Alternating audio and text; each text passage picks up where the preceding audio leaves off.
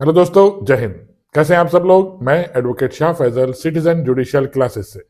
दोस्तों, आज मैं आपको रिट्स के बारे में बताऊंगा। रिट्स क्या होती हैं, कहाँ फाइल की जाती हैं और आप किस कंडीशन में कौन कौन सी रिट फाइल कर सकते हैं, ये सब आज आपको बताऊंगा मैं। इंपॉर्टेंट वीडियो होगी जो आपके बहुत काम आएगी। ठीक, ये कॉन्स्टिट्यूशन से रिलेटेड वीडियो है जो आपके काम आने वाली है। इसे एंड तक देखिएगा। चलिए दोस्तों, शुरू करता हूं। देखिए वीडियो। मेरी वीडियो शुरू करने से पहले हमेशा की तरह आपसे अपील, मेरी वीडियो को लाइक और सब्सक्राइब कीजिएगा दोस्तों। धन्यवाद। एक और इन्फॉर्मेशन मैं आपको देना चाहूंगा। मेरा ये channel citizen judicial classes play store पर अवेलेबल है। आप इसे वहां से डाउनलोड कर लीजिएगा। और आप अगर जज की या एपीओ की तैयारी करते हैं या एआईबी का एग्जाम देने जा रहे हैं तो ये वीडियोस जो मैंने वहां पर डाली हैं बहुत काम आएंगी। वहां लॉ से रिलेटेड प्रत्येक सब्जेक्ट की मैंने वीडियो डाल रखी है, चाहे वो बीएनएस हो, बीएसए हो, बीएनएसएस हो। उसके पीडीएफ नोट्स डाल रखे हैं जो आपके बहुत काम आएंगे। बहुत अफोर्डेबल प्राइस में मैंने डाली है दोस्तों। आप अगर आईफोन चलाते हैं तो इस वीडियो के डिस्क्रिप्शन में मैं अपना लिंक डालूंगा, उससे आप डाउनलोड कर लीजिएगा। ठीक दोस्तों, चलिए शुरू करता हूं। देखिए वीडियो। सबसे पहले समझिए रिट्स क्या होती हैं। रिट्स का उल्लेख आर्टिकल 32 में और आर्टिकल 226 के अंदर संविधान में कर रखा है। आर्टिकल 32 जो एक स्वयं एक मूल अधिकार है, फंडामेंटल राइट है, उसके अंदर बता रखा है कि अगर आपके किसी फंडामेंटल राइट का वायलेशन होता है, आपके किसी मूल अधिकार का उल्लंघन होता है, तो इन 5 रिट्स के माध्यम से आप डायरेक्ट राज्य सरकार के विरुद्ध सुप्रीम कोर्ट में जा सकते हैं। इन 5 रिट्स के माध्यम से आपके किसी भी फंडामेंटल राइट का वायलेशन होता है तो आप डायरेक्ट सुप्रीम कोर्ट जा सकते हैं। आपको किसी लोअर कोर्ट जाने की आवश्यकता नहीं है दोस्तों। ठीक, आप डायरेक्ट सुप्रीम कोर्ट जा सकते हैं। आर्टिकल 32 आपको यह अधिकार देता है स्टेट के विरुद्ध। इसी संदर्भ में आर्टिकल 226 और बना है, जो आपका फंडामेंटल राइट तो नहीं है लेकिन आपका कॉन्स्टिट्यूशनल राइट है। अगर आपको आपके स्टेट के अंदर लगता है कि किसी आपके फंडामेंटल राइट का वायलेशन होता है या किसी अन्य अधिकार का भी उल्लंघन होता है तो आप डायरेक्ट स्टेट के विरुद्ध आर्टिकल 226 में हाईकोर्ट जा सकते हैं दोस्तों। अपने स्टेट के हाईकोर्ट जा सकते हैं। ठीक दोस्तों, यह आपको अधिकार दिया गया है संविधान के अंदर कि आपके अगर किसी मूल अधिकार का उल्लंघन हो रहा है या किसी और अधिकार का भी उल्लंघन हो रहा होगा तो इन रिट्स के माध्यम से आप डायरेक्ट हाई कोर्ट में जा सकते हैं। आर्टिकल 226 मुझे ये बताता है। ठीक, तो अब ये समझिए रिट्स क्या चीज है। रिट्स 5 प्रकार की होती हैं। ध्यान से रखिएगा, बंदी प्रत्यक्षीकरण, परमादेश, प्रतिषेध, अधिकार पर अच्छा और उत्प्रेषण। ये 5 प्रकार की रिट्स होती हैं। ठीक, इन्हें habeas corpus, mandamus, quo warranto, certiorari और प्रोहिबिशन कहा जाता है। ये 5 प्रकार की रिट्स है दोस्तों। ठीक, अब इन्हें सीरियल वाइज समझिए। बंदी प्रत्यक्षीकरण रिट कब फाइल की जाती है। हैबियस कॉर्पस मीन्स कब फाइल की जाती है। देखिए, हैबियस कॉर्पस रिट तब फाइल की जाती है सुप्रीम कोर्ट में या फिर हाई कोर्ट में जब आपके किसी फंडामेंटल राइट का वॉल्यूशन हुआ होगा। फंडामेंटल राइट मीन्स आपको किसी व्यक्ति ने अननेसेसरी डिटेन करके रखा है, बंद करके रखा है। ठीक, आपको बाहर नहीं जाने दिया जा रहा है तो आप इस व्यक्ति के विरुद्ध, उस सरकारी कर्मचारी के विरुद्ध हैबियस कॉर्पस रिट फाइल कर सकते हैं। इसे एक एग्जाम्पल से समझिएगा। जैसे किसी व्यक्ति को गिरफ्तार किया गया और हाईकोर्ट द्वारा उसको जमानत दे दी जाती है, फिर भी जेलर उसे नहीं छोड़ता। ठीक दोस्तों, जेलर उसे कहता नहीं आपको मैं जेल में ही रखूंगा, नहीं छोड़ता, तो आप उस जेलर के विरुद्ध हैबियस कॉर्पस रिट फाइल कर सकते हैं। यहां सबसे बड़ी खास बात क्या है, यहां जेलर को प्रूव करना है कि आपको उसने क्यों डिटेन करके रखा है। यहां आपको प्रूव नहीं करना कि आपको छूटने का अधिकार है। यहां जेलर को प्रूव करना है। बर्डन ऑफ प्रूफ, सबूत का भार जेलर के ऊपर है, उस व्यक्ति के ऊपर है जिसने उसे डिटेन करके रखा होता है, जिसने उसे कस्टडी में रखा होता है अपनी। ठीक दोस्तों, यह है हैबियस कॉर्पस रिट। आप उस अधिकारी के विरुद्ध फाइल कर सकते हैं। समझ में आया। अगली रिट आती है मैंडेमस मीन्स परमादेश।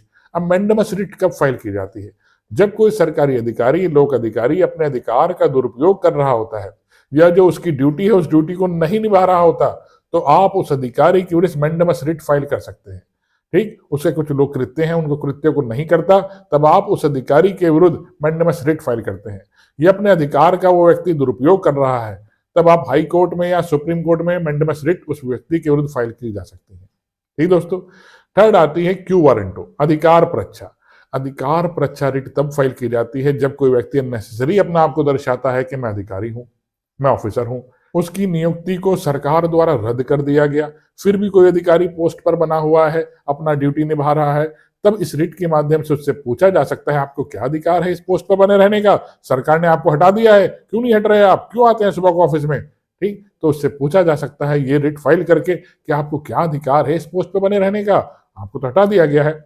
या कोई व्यक्ति अपने आप को नेसेसरी दर्शा रहा है, मैं इंस्पेक्टर हूं, मैं जज हूं, मैं आईएएस ऑफिसर हूं, एसडीएम हूं, एसपी हूं, ठीक, तो उससे पूछा जा सकता है आप किस अधिकार के तहत ऐसे दर्शा रहे हैं अपने को, किस रिट के माध्यम से, क्यू वारंटो, अधिकार पर अच्छा।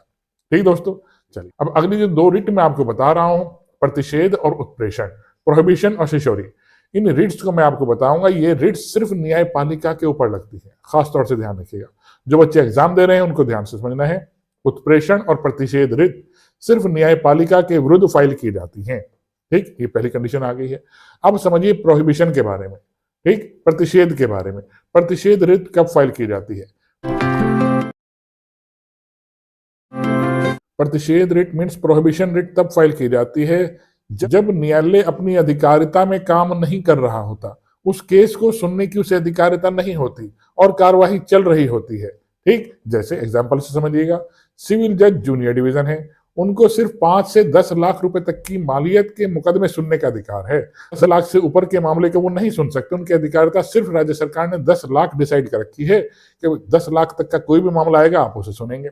लेकिन वो 20 लाख या 50 लाख से ऊपर तक के मामले सुनते हैं और कार्यवाही उनके यहाँ चल रही होती है इस कोर्ट में, तो आप उस न्यायालय के विरुद्ध प्रोहिबिशन रिट फाइल कर सकते हैं। सर, इस न्यायालय को इतने मामले को सुनने की अधिकारिता नहीं है, फिर भी यह सुन रहा है। खास बात यह है, ये कार्यवाही के दौरान फाइल की जाती है। इसे दूसरे एग्जांपल समझिए, चीफ जुडिशियल मजिस्ट्रेट को किसी मामले में सिर्फ 7 साल तक की सजा वाले मामले सुनने का अधिकार है, लेकिन वो मर्डर के मामले सुन रहा है, ठीक है, बड़े बड़े मैटर्स को सुन दे रहा है जो उसकी अधिकारिता में नहीं आते, तो आप उसके विरुद्ध भी निषेध याचिका प्रोहिबिशन रिट फाइल कर सकते हैं दोस्तों। ठीक, किसके? कार्यवाही के दौरान फाइल की जाती है ये। देखिए अगली रिट आती है उत्प्रेषण रिट, शिशोरी रिट। उत्प्रेषण याचिका निचले न्यायालय को मामला ट्रांसफर करने के लिए भेजी जाती है। जब किसी कोर्ट ने गलत डिसीजन दिया है, मिस्टेक ऑफ फैक्ट्स के आधार पर डिसीजन दिया है, तो उस कोर्ट के विरुद्ध उत्प्रेषण याचिका दायर की जाती है निर्णय आने के बाद। ठीक, जब उसे अधिकारिता नहीं थी, उसने निर्णय दे दिया है, तो उसके विरुद्ध उत्प्रेषण याचिका फाइल की जाती है। तो उसके मामले को चेक करने के लिए किसी अदर कोर्ट को कहा जाता है, उसे कहते हैं उत्प्रेषण रिट। कहां फाइल की जाती है? हाई कोर्ट में फाइल कर सकते हैं आप, सुप्रीम कोर्ट में फाइल कर सकते हैं आर्टिकल 32 में, हाई कोर्ट में 226 में जा सकते हैं। ठीक दोस्तों, ये मामला समाप्त होने के बाद जब निर्णय आ जाता है तब फाइल की जाती है। प्रतिषेध याचिका कार्यवाही चल रही होती है तब फाइल की जाती है कि आपको अधिकारिता नहीं है। उत्प्रेषण रिट अधिकारिता नहीं होते हुए उसने डिसीजन दे दिया, किसी मिस्टेक ऑफ फैक्ट में डिसीजन दे दिया, तब ये फाइल की जाती है। ठीक, किसी निचले न्यायालय को मामला ट्रांसफर कर दिया जाता है उस कोर्ट से लेकर, किसके द्वारा? हाई कोर्ट द्वारा या फिर सुप्रीम कोर्ट द्वारा। ये मैंने 5 रिट्स आपको बताई। आशा करता हूं आपको ये 5 रिट्स समझ में आई होंगी दोस्तों।